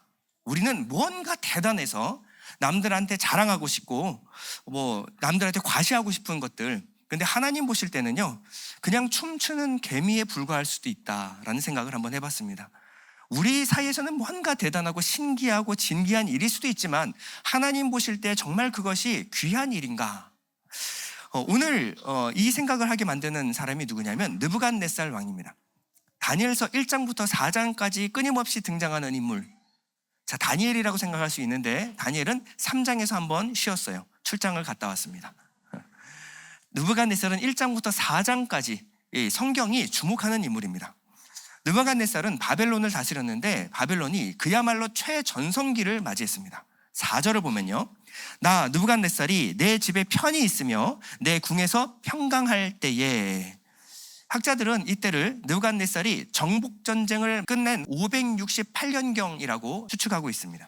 이때는요, 정복전쟁만 끝난 것이 아니라 바벨론 도성 공사가 마무리되던 해였습니다. 정복한 나라만 수십 개고요, 느부갓네살은 큰 부와 권력을 거머쥐게 되었습니다. 그가 지은 바벨론 도성은요 25m 높이의 도성이었는데요, 이중 성벽으로 지어졌고 8개의 문이 달려 있었습니다. 그리고 이 8개의 문은 금으로, 순금으로 장식이 되어 있었다라고 합니다. 말 병거 2개가 서로 간에 교차해서 달려나갈 수 있을 만큼 넓고 긴 성벽을 가졌는데요, 이 성벽을 보는 사람마다 감탄을 자아냈다라고 해요. 지금 보여주시는 이 그림은요, 에테메난키 지구라트라고 하는 것인데 지금은 터밖에 남지 않았지만 이때 그 건물을 보면 하늘을 찌를 듯한 바벨탑을 완성했다라고 말하고 있습니다. 이 바벨탑 위에 안에는요, 마르둑, 바벨론이 섬기고 있던 마르둑 신전이 그 안에 있었습니다. 이것은요, 당시 이집트를 뛰어넘는 뛰어난 건축 기술이었습니다. 또한 그는 자기가 사랑하는 아미타스 왕비를 위해서 공중정원을 지었는데 이것은 세계 7대 불가사의 중 하나였습니다. 실제 공중에 떠있는 공중정원이 아니고 25m 높이 위에 정원을 하나 만들었는데 전 세계에서 가장 아름다운 식물을 여기다가 다 심어놓고 5단 계단으로 위로 쌓아서 맨 위에서부터 물을 흘려보내서 수목들이 자라날 수 있도록 흡사 공중에 매달린 것 같은 그런 아름다운 정원을 만들어냈습니다. 자, 모든 전쟁이 끝났고 공사도 마무리가 됐어요. 그러니까 세상이 자기 발 아래에 있는 것 같은 태평성대를 이뤄냈습니다. 그때 하나님은 그에게 두 번째 꿈을 꾸게 하셨습니다. 자, 오늘 이야기는 왕이 꿈을 꾸는 장면에서 시작이 되는데요, 4장 5절에 보면 한 꿈을 꾸고 그로 말미암아 두려워하였으니 곧 내 침상에서 생각하는 것과 머릿속으로 받은 환상으로 말미암아 번민하였었노라. 자, 보면은 한 꿈을 꾸었다, 내 침상에서 생각하는 것, 머릿속으로 받은 환상은 다 한 가지 이 꿈을 말하는 겁니다. 근데 3번이나 같은 말을 반복할 정도로 이 꿈의 내용은 아주 충격적이었습니다. 그래서 느부갓네살이 잘하는 거 있죠? 박수와 술객과 점쟁이를 다 불러 모아놓고 내 꿈의 의미를 알아맞혀라 라고 말했습니다. 근데 그 누구도 입을 여는 사람이 없었어요. 자, 꿈의 내용이 어려워서였을까요? 그렇지가 않습니다. 자, 꿈의 후반부가 너무나 불길한 꿈이었기 때문에 그 누구도 용기 내서 그 꿈의 의미를 해석해내는 사람이 없었던 것입니다. 자, 꿈의 후반부는요, 거대한 나무가 베어버리고요, 밑동까지 쇠사슬에 묶여버립니다. 그리고 그 그늘 밑에서 열매를 먹던 모든 생물들이 다 흩어져 버립니다. 자, 무슨 의미일까요? 바로 왕과 제국이 몰락하고 모였던 모든 민족과 나라가 흩어지게 될 것이다 라는 꿈이었어요. 누구도 이것을 입 밖으로 낼 수 있는 사람이 없었죠. 그래서 결국 느부갓네살은요, 당시 국무총리였던 다니엘을 다시 불러옵니다. 4장 9절을 보면 박수장 벨드사사라, 내 안에는 거룩한 신들의 영이 있은즉 어떤 은밀한 것이라도 내게는 어려운 것이 없는 줄을 내가 아노니 내 꿈에 본 환상의 해석을 내게 말하라. 왕은 이 다니엘을 벨드사살, 이 바벨론식 이름으로 부를 뿐만 아니라 박수장이라고 부르죠. 이것은 예전에 박수장은요, 정치 종교적인 핵심 인물을 말하는 겁니다. 그러니까 신의 뜻을 해석하는 사람이 바로 박수장이었어요. 당시 국무총리로서 행정의 실세였을 뿐만 아니라 종교와 자문위원회의 최고 책임자가 되어 있었습니다.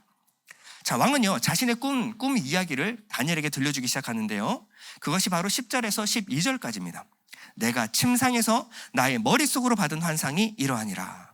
내가 본즉 땅의 중앙에 한 나무가 있는 것을 보았는데 높이가 높더니 그 나무가 자라서 견고하여지고 그 높이는 하늘에 닿았으니 그 모양이 땅 끝에서도 보이겠고 그 잎사귀는 아름답고 그 열매는 많아서 만민의 먹을 것이 될 만하고 들짐승이 그 그늘에 있으며 공중에 나는 새는 그 가지에 깃들이고 육체를 가진 모든 것이 거기에서 먹을 것을 얻더라.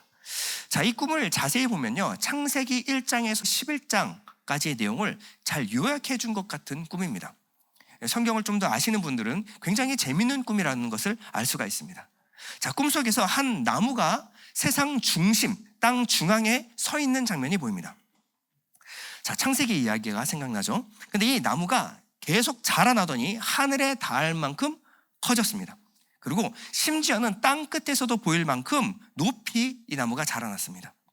자, 이 나무가 상징하는 바는 여러 가지 생각나겠지만 지금은 느부갓네살이 세운 이 바벨론 제국을 상징하는 것입니다. 자, 이 느부갓네살은 굉장히 진짜 위대한 왕이었어요. 영토를 확장했을 뿐만 아니라 거대한 도시를 건설한 굉장히 뛰어난 왕이었습니다. 실제 역사 가운데서도 느부갓네살 왕을 이렇게 기록하고 있습니다. 근데 이 느부갓네살과 그가 이끄는 이 바벨론 제국은 세상의 실체를 너무나 잘 보여주는 인물이었어요. 자, 그 높이는 하늘에 닿았으니 라고 말하는데 이것은 성경에서 결코 긍정적인 의미가 아닙니다. 자, 이것은 신할 평지 위에 지은 바벨탑을 상징하는 표현입니다. 자, 이것은 하나님의 권위에 도전하는 태도를 말할 때 그 높이는 하늘에 닿았으니 라는 표현입니다. 자, 세상의 모든 것은 하나님이 먹이시고 입히십니다.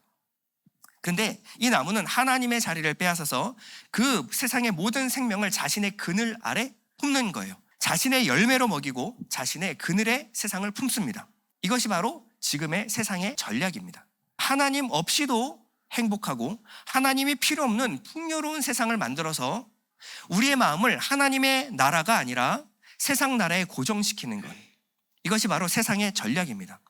하나님으로 향해야 될 우리의 마음들을 세상으로 다시 끌어들이는 것, 이것이 세상의 전략이라는 거예요. 한때 우리나라는 아메리칸 드림을 꿈꾸는 분들이 있었습니다. 우리나라에서 아무리 잘 먹고 잘 살아봤자 이것이 한계가 있으니까, 또 우리나라의 이 한계를 잘 아시는 분들은 이 미국으로 건너가서 미국에서 자신의 꿈을 펼치리라. 거기서 똑같이 열심히 노력해도 미국에서 열심히 노력하면 그래도 훨씬 더 잘 먹고 잘 살 수 있다. 그래서 건너가신 분들은 대부분 많이 배우고 똑똑하고 열심히 사시는 분들이었습니다. 자, 그게 바로 미국의 전략이었죠. 자, 미국으로 건너가면 아메리칸 드림을 위해서 미국으로 건너온 수많은 인재들을 중심으로 해서 미국은 저렇게 큰 나라가 될 수 있었습니다. 자, 느부갓네살도 마찬가지인데 바벨론 드림이라는 것을, 큰 건축물을 세워서 바벨론의 위상을 세계에 떨쳤습니다. 많은 사람들이 바벨론에 이민 와서 여기서 정착해서 여기서 성공하길 원했던 거예요. 이 모델은 바로 느부갓네살이었습니다. 성공의 모델이었어요. 누구나 존경하고 칭찬하는 인물이 바로 느부갓네살이었습니다. 그런데 하나님이 보시는 시선은 달랐습니다. 자, 자신의 성과에 성취에 도취되어 있을 때 꿈의 2부가 시작이 되는데요. 13절에 보면요. 내가 침상에서 머릿속으로 받은 환상 가운데에 또 본즉 한 순찰자, 한 거룩한 자가 하늘에서 내려왔는데 그가 소리질러 이처럼 이르기를 그 나무를 베고 그 가지를 자르고 그 잎사귀를 떨고 그 열매를 해치고 짐승들을 그 아래에서 떠나게 하고 새들을 그 가지에서 쫓아내라. 자, 하늘에서 누가 내려왔을까요? 바로 한 순찰자가 내려옵니다. 이 순찰자는 수희 아저씨가 아니에요. 여기는 거룩한 자라고 하는데 이것은 묵시문학에서 자주 등장하는 겁니다. 자, 하나님의 어전회의, 하나님의 삼위 하나님이 결정하신 사항을 천상의 판결을 가지고 이 땅에 와서 집행하는 사람을 이 순찰자라고 묵시문학에서는 표현을 합니다. 자, 하나님의 판결문이 이미 떨어진 거예요. 자, 그래서 이 거대한 나무, 하늘까지 닿은 이 나무가 한순간에 박살이 납니다. 무성했던 가지와 잎사귀, 열매들이 다 사라지고요. 그 아래 깃들었던 모든 짐승들이 다 떠나가고 흩어졌습니다. 이것이 뭐냐면 한때 대단했던 바벨론이 무너지고 그 왕의 권세를 잃어버리게 됐을 때 왕 주위로 몰려들었던 그 모든 사람들이 다 흩어지게 될 것이다. 바벨론의 영향력이 줄어들게 될 것이고 느부갓네살을 따르던 사람들이 썰물처럼 줄어들게 될 것이다. 근데 이 순찰자는요, 뿌리에 그루터기만은 남겨두라라고 말하고 있는데요. 15절에 보면 그러나 그 뿌리의 그루터기를 땅에 남겨두고 쇠와 놋줄로 동이고 그것을 들풀 가운데에 두어라. 그것이 하늘 이슬에 젖고 땅의 풀 가운데서 짐승과 더불어 제 몫을 얻으리라. 모두 다 베어버리고 사라진 것 같았는데 이 밑동은 남겨두고 쇠와 놋줄로 동여라 라고 말하고 있습니다. 자, 쇠와 놋줄로 동이는 것은요, 당시의 정신 이상자, 그때 당시에는 귀신 들린 자라고 말했죠. 그래서 귀신 들린 자 예수님 당시에도 보면 이 놋줄로 쇠로 묶어두는 것을 볼 수 있죠. 예, 그래서 이것은 왕의 처참한 비참한 현실을 보여주는 그림이라고 볼 수 있어요. 왕의 정신이 나가서 사람들이 왕을 이제는 짐승 취급한다라는 겁니다. 4장 16절에 보면요, 또 그 마음은 변하여 사람의 마음 같지 아니하고 짐승의 마음을 받아 7대를 지내리라. 자, 7대라고 하는 것은 단순 숫자가 아니라 성경에서 7은요 완전수예요. 그러니까 하나님이 정하신 충만한 연단의 때를 지내게 될 것이다. 느부갓네살은 아주 교만한 왕이었습니다. 하나님 앞에서 보실 때는 아무것도 아닌 인간이 하나님의 자리에 올라간 신적 존재라고 자기가 착각할 만큼 굉장히 교만한 왕이었어요. 이 왕의 뿌리는요, 결국 바벨론의 든든한 군사력과 경제력에 그 뿌리를 두고 있었습니다. 순식간에 사라져버릴 것들이었어요. 그 나무는요, 하나님의 심판의 손이 임하는 순간 흔적도 없이 사라져버렸습니다. 자, 시편 1편에는요, 이 정반대의 나무가 하나 등장하는데요, 이 교만한 나무가 교만한 아담을 상징한다라고 한다면 시편 1편에는 정반대의 생명나무가 소개가 되고 있습니다. 자, 하나님께 복을 받은 이 생명나무는 어떤 모습인지 1장 3절 한번 보면요, 그는 시냇가에 심은 나무가 철을 따라 열매를 맺으며 그 잎사귀가 마르지 아니함 같으니. 자, 나무의 생명은요 그 크기에 있지 않습니다. 큰 나무가 좋다, 그것은 사람의 기준이고요, 나무의 기준은 거기에 있지 않습니다. 나무의 생명력은 어디 있느냐? 뿌리에 있습니다. 이 뿌리가 어디에 닿아 있는가, 어디로부터 양분을 얻는가에 있습니다. 자, 사람도 마찬가지예요. 겉으로 드러나는 것은 화려해 보이고 거창해 보일 수 있지만요, 진짜 그 사람이 누구인가 정체성을 알려면요, 그 사람의 마음의 뿌리를 봐야 합니다. 이 사람의 마음의 뿌리가 어디로부터 양분을 얻는가, 무엇으로부터 힘과 위로와 소망, 그 동기부여를 얻는가, 그것이 바로 그 사람을 결정하는 것입니다. 자, 여기 나무는요, 시냇가에 심은 나무, 시냇가는 물이 있는 곳이에요. 성경에서 물은 하나님의 말씀을 상징합니다. 자, 복을 받은 사람은 특징이 뭐냐? 구원받아 새 사람이 된 하나님의 사람의 특징, 하나님의 말씀에 뿌리를 두고 그 말씀에서 힘과 위로와 소망을 얻는 사람, 그 사람이 바로 복받은 사람이다. 자, 우리를 한번 돌아보시기 바랍니다. 나는 어디에 뿌리를 두고 있는가? 내 마음의 뿌리는 어디로부터 양분을 얻고 있는가? 다시 말해서 여러분들에게 힘과 위로와 소망, 동기부여, 삶의 이유를 주는 것은 무엇인가? 그것이 내 지금의 정체성을 결정하는 줄 믿습니다. 다니엘은요, 왕의 꿈을 이렇게 해석하는데요. 4장 24절에 보면 왕이여 그 해석은 이러하니이다.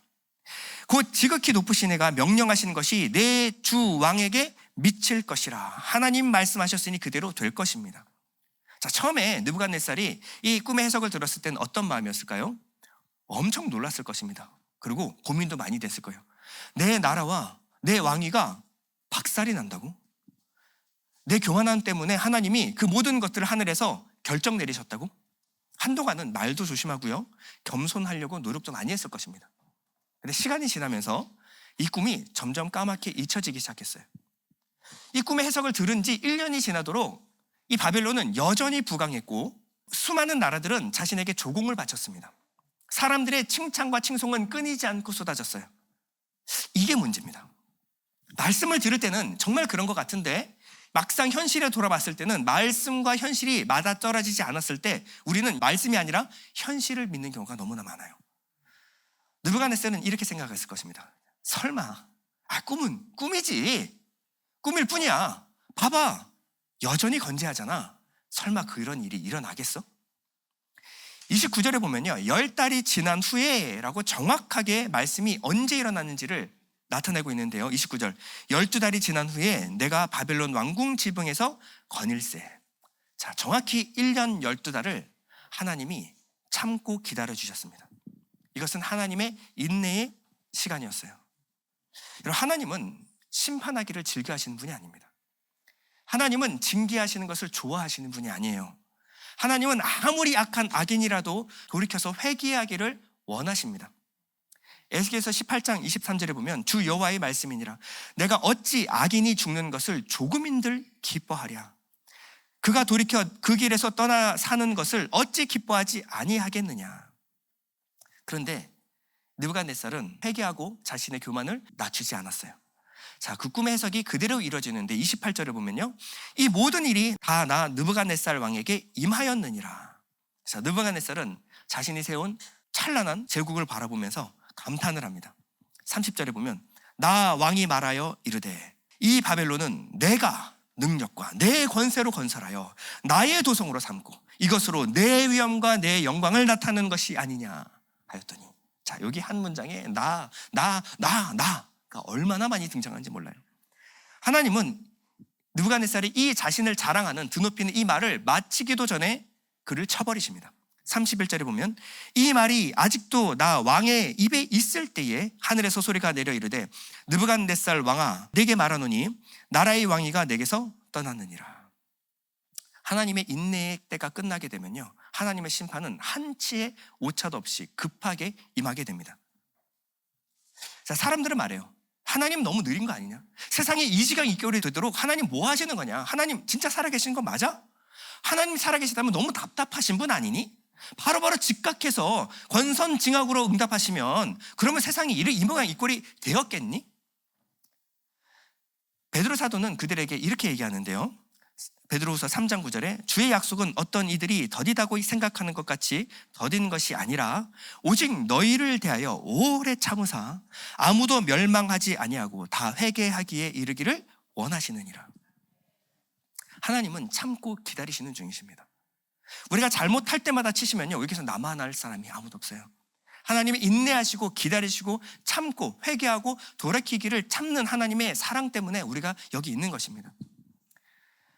하나님의 인내의 시간이 끝나자 하나님의 모든 심판이 느부갓네살에게 임하였습니다.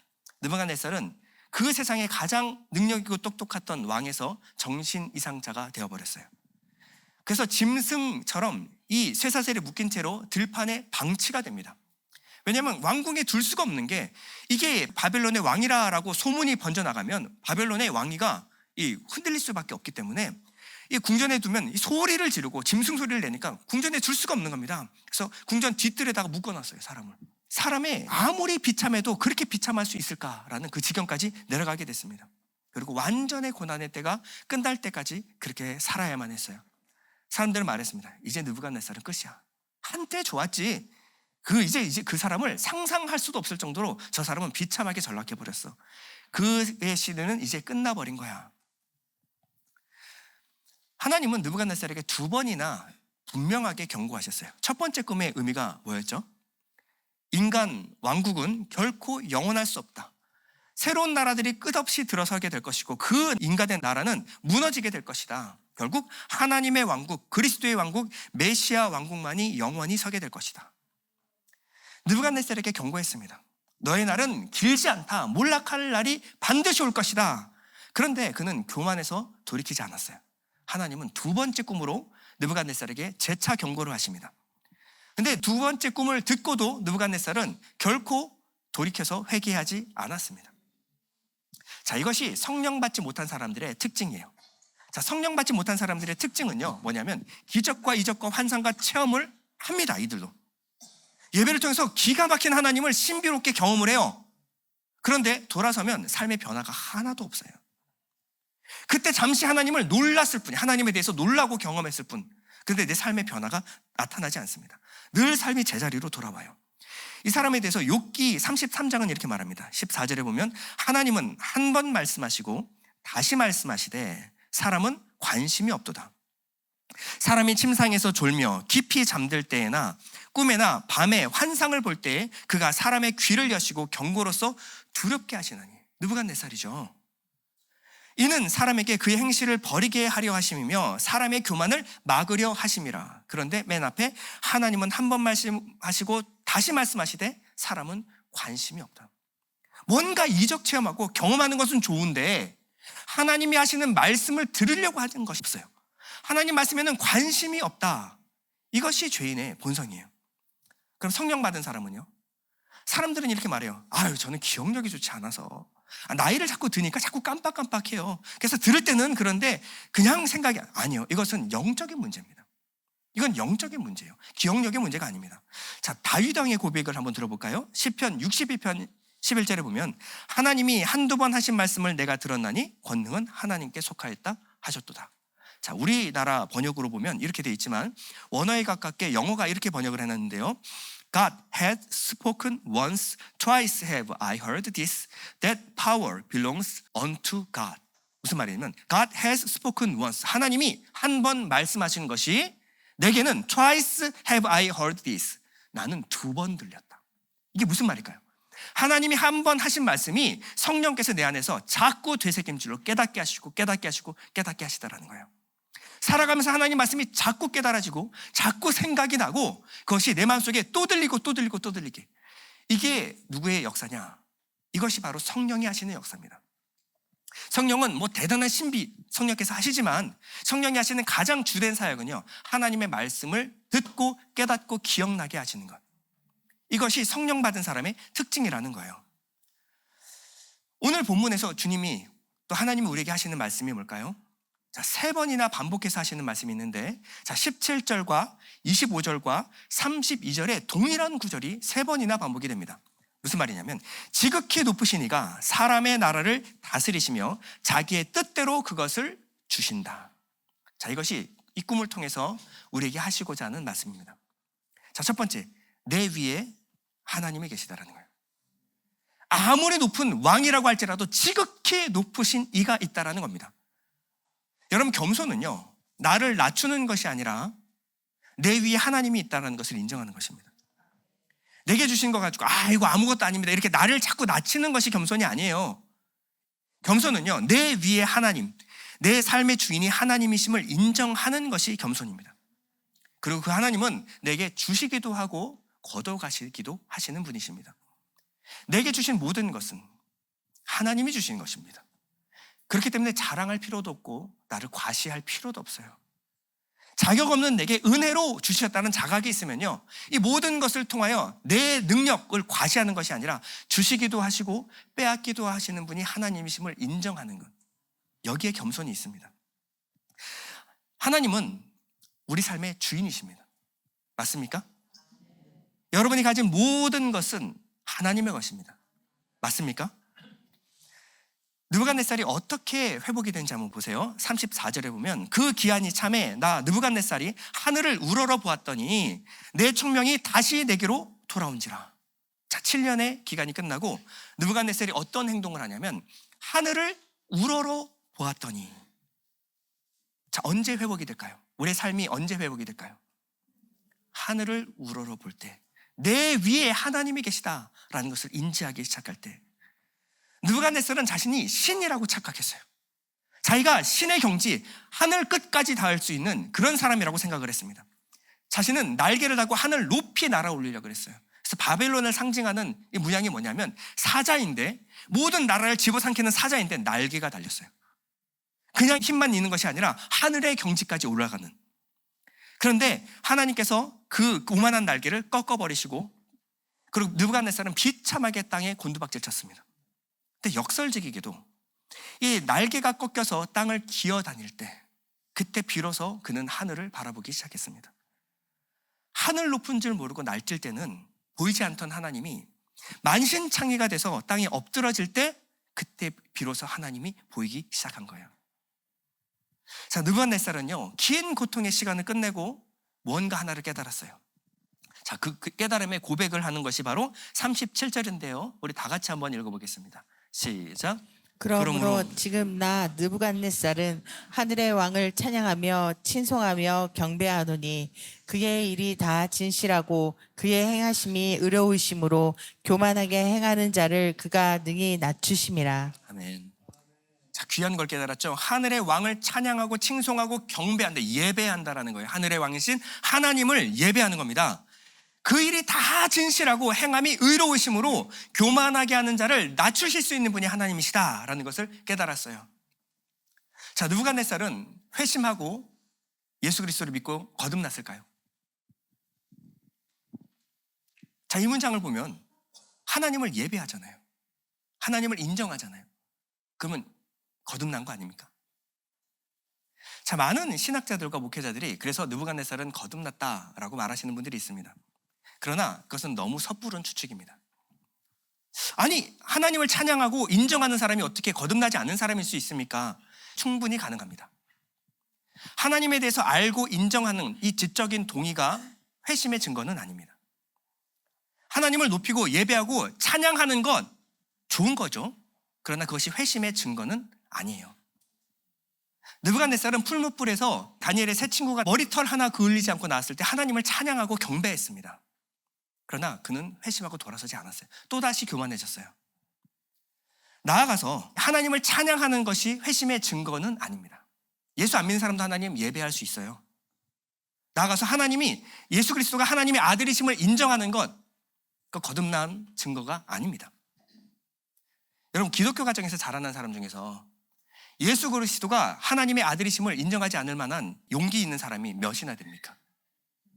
집에서 그 말을 한마디 했다가는 밥줄이 끊기는데 이게 아버지하고 나하고 이제 대적 관계가 되는데 이게 어떻게 그렇게 할 수 있겠어요? 다 인정하죠.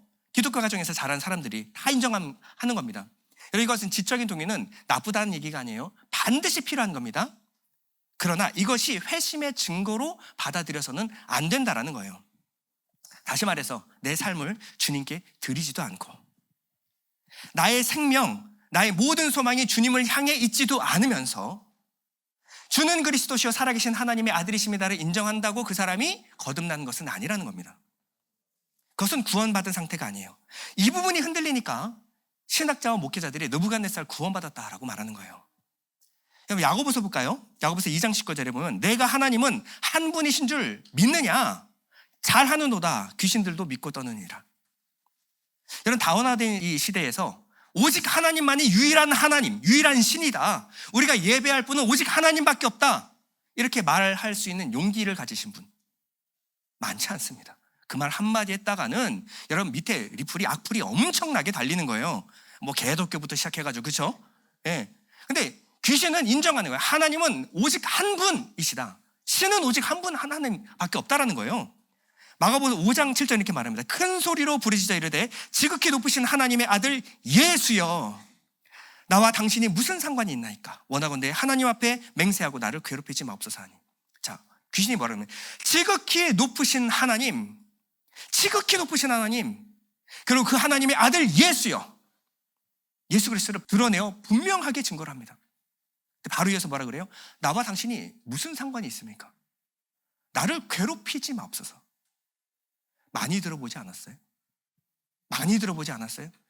예배할 땐 지극히 높으신 하나님의 아들 예수여, 돌아서서는 나와 당신과 무슨 상관이 있어요? 나를 좀 괴롭게 하지 마. 아이 성경 공부 MT 좀 그런 얘기 좀 하지 마십시오. 나를 좀 괴롭히지 마세요. 나 좀 살고 싶은 대로 내버려 두세요. 주일날 가서 예배할게요. 지극히 높으신 하나님 아들 예수여, 눈물 철철 흘리면서. 근데 삶에는 변화가 하나도 없어요. 만유의 주여, 온 천지 만물을 지으신 하나님 아버지, 그래 놓고선 내 삶의 주인으로 인정하지 않아요. 천지 만물의 주인이시지만 내 삶의 주인은 안 되는 거죠. 이런 사람 얼마나 많습니까? 거듭났을까요? 회심했을까요? 아닙니다. 이것은 죽은 믿음이에요. 말만 있는 믿음이고 하나님과 내가 아무 상관없는 믿음입니다. 교회 안에서 이런 명목상의 그리스도인을 많이 양상해냈더니 진짜 거듭남이 뭔지가 희미해져 버린 거예요. 자, 갈라디아서 2장 20절을 볼까요? 내가 그리스도와 함께 십자가에 못 박혔나니 그런즉 이제는 내가 사는 것 아니요 오직 내 안에 그리스도께서 사시는 것이라. 이게 기독교입니다. 근데 지금의 기독교는 내가 죽고 예수로 살지 않아도 거듭났다라고 말하는 것 같아요. 예수 믿는 것과 자신의 정체성의 변화는 전혀 상관없는, 예수는 믿고 나중에 한참 믿음의 용사가 됐을 때, 믿음의 경지에 올랐을 때 이렇게 되는 거 아니냐, 이렇게 말하는 것 같아요. 고린도서 15장 19절 이렇게 말합니다. 만일 그리스도께서 우리가 바라는 것이 다만 이 세상의 삶뿐이면 모든 사람 가운데 우리가 더욱 불쌍한 자이로라. 우리가 만약에 바라는 것이 이 세상 삶뿐이면 우리가 가장 불쌍한 자이다. 정말 그렇습니까? 지금은 안 그런 것 같아요. 부활 없어도, 천국 소망 없어도 이 세상의 삶만 있으면 괜찮은 것 같아요. 아니, 돈 없으면 불쌍하지 부활 생명 없으면 불쌍합니까? 내 안에 부활 생명의 증거가 드러나지 않아도 전혀 불쌍하지 않아요. 이 세상에 돈, 인기, 권력만 있으면 그냥 누리고 행복함, 이게 지금의 그리스도인이 되지 않았을까요? 아이러니하게도 복음이 최소화됐더니 교회는 대형화되기 시작했어요. 교회 입구를 막 넓혀놨더니 너도 믿는 거고 너도 믿는 거고 너도 믿는 거고, 교회는 커졌는데 참된 그리스도인을 찾아보기가 힘들게 되었습니다. 여러분, 느부갓네살은 야, 어떻게 저렇게 교만한 사람이 있을 수 있냐가 아니라 우리를 비춰보라고 주신 인물이에요. 하나님의 확실한 말씀을 들었어도 전혀 돌이키지 않는 우리의 심정, 하나님이 인내하고 참고 두고 봐도 결코 돌아서지 않는 교만한 사람, 바로 내 모습 아닙니까? 우리는 느부갓네살을 통해서 우리의 모습을 볼 수 있어야 됩니다. 뭐 대단한 신학적인 지식 넘쳐나도요, 그 성경의 지식이, 그 복음이 내 삶을 변화시킬 수 없다면 그 복음과 나는 아무 상관없는 사람입니다. 여러분, 구원이 무엇입니까? 내 삶의 주인이 예수가 되는 사건입니다. 그것은 내가 이 땅을 살아가는 이유와 목적, 가치관이 변하는 거예요. 내 소망과 동기부여가 달라지는 겁니다. 이걸 뭐라고 하냐면 성경은 회개라고 하는 거예요. 우리 진짜 살아있는 믿음은 살아있는 삶으로, 합당한 삶으로 드러나야 되는 줄 믿습니다. 우리 잠시 기도할 때 느부갓네살을 바라보면서 우리를 바라보시기 바랍니다. 하나님, 내가 교만한 느부갓네살이었습니다. 하나님, 내가 하나님처럼 높은 교만한 인간이었습니다. 하나님, 나를 내려놓고 내 위에 계신 하나님께 내 삶을 드리며 하나님 앞에서 낮추는 사람 될 수 있도록 허락하여 주옵소서. 우리 잠시 기도하겠습니다.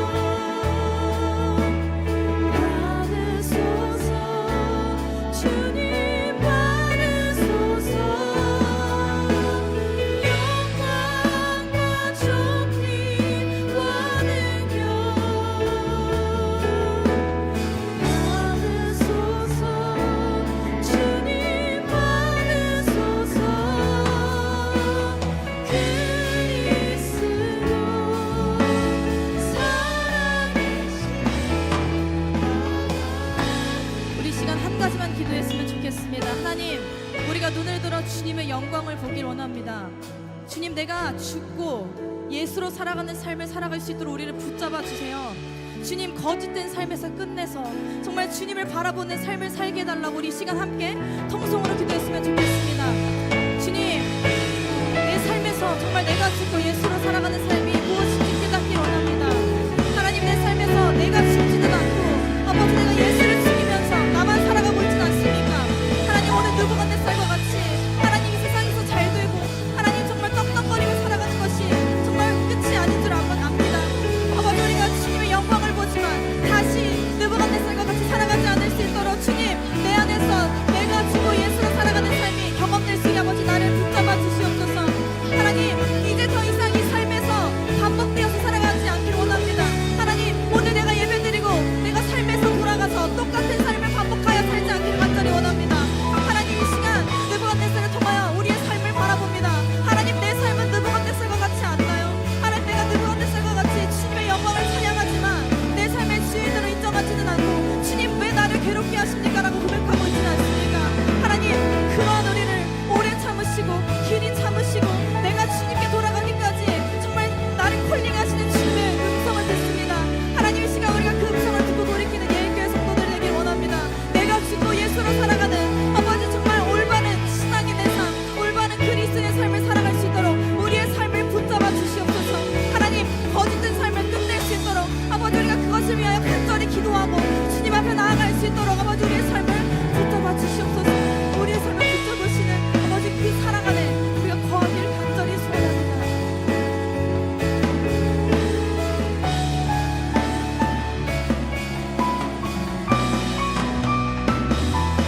모든 영광과 존귀와 능력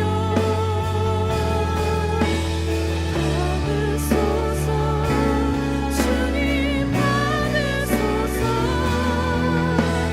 영광과 존귀와 능력 받으소서. 우리 다시 한 번 더 모든 영광과 존귀와 능력, 모든 영광과 존귀와 능력 받으소서.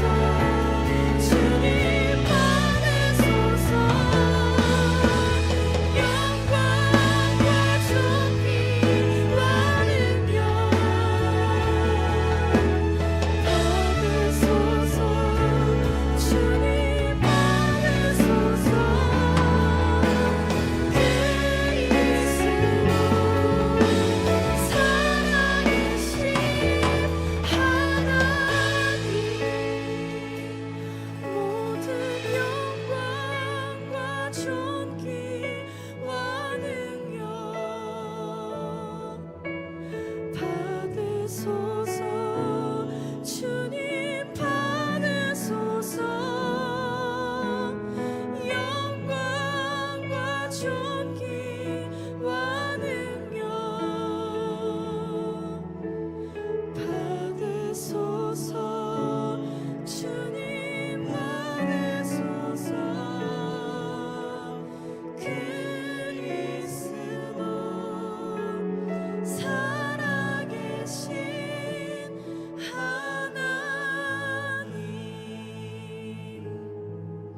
하나님, 오늘 다니엘 말씀을 통하여 우리의 삶이 얼마나 느부갓네살과 같이 교만하였는지 돌아봅니다.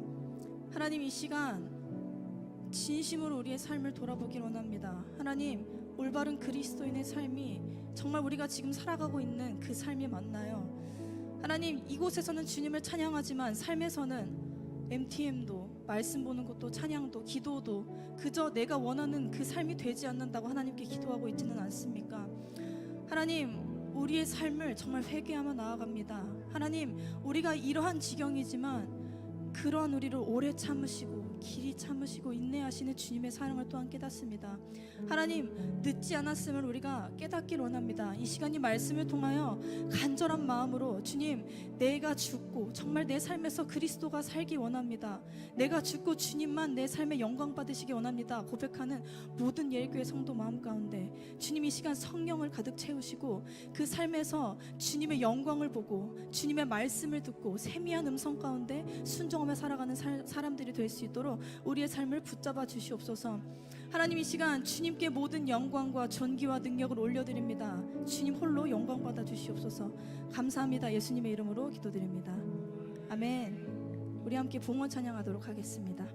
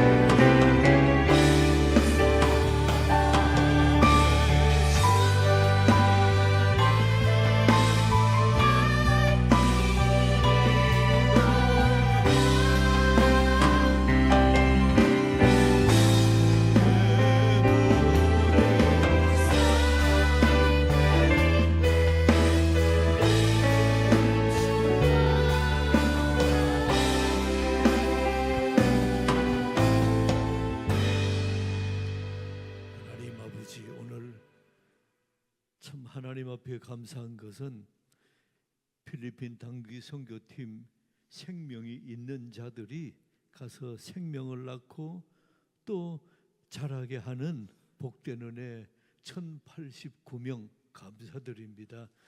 믿음으로 주님 앞에 올려드리오니 잘 자라게 도와주옵소서. 살아 경험한 간증들 참 도전이 되고 감사했습니다. 하나님, 우리에게 이러한 은혜가 우리의 삶의 현장에서 계속 경험되어지고 간증되어지도록 주께서 축복해 주옵소서. 우리 가정에 또 생명의 태를 이렇게 많이 맡겨주셔서 감사드립니다. 하나님, 이행선 최하민 집사님 가정, 이담이 고석준 이은채 집사님 가정, 최훈동 박하령 집사님 가정 새로운 생명을 잉태사오니 주께서 건강하게 자라서 건강하게 출산해서 우리 하나님 앞에 큰 영광 돌리며 이 가정에 맡긴 그 본분의 임무를 잘 감당하도록 주께서 은혜와 평강으로 지켜 주옵소서. 오늘 살아계신 하나님께서 우리와 함께 하셔서 참으로 이제 내가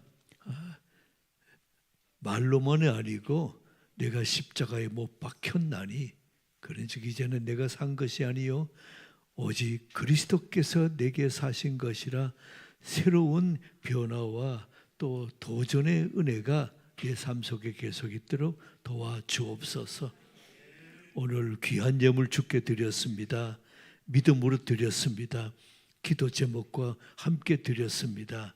하나님 11정금, 감사헌금, 주일헌금, 선교헌금, 건축헌금, 갈대상자헌금, 구제헌금, 믿음으로 드린 손길 주께서 꼭 잡으시고, 잘했다 충성된 종아, 선교 현장에서 경험하며 내 신앙을 새롭게 참으로 회복돼서 돌아온 우리 교우들, 그리고 이곳에서 보내는 선교사로 기댔던 우리 교우들 동이 우리 주님께서 손잡으시고 위로하시고, 두려워 말라 내가 너와 함께함이니라, 내가 너를 도와주리라 말씀하여 주옵소서.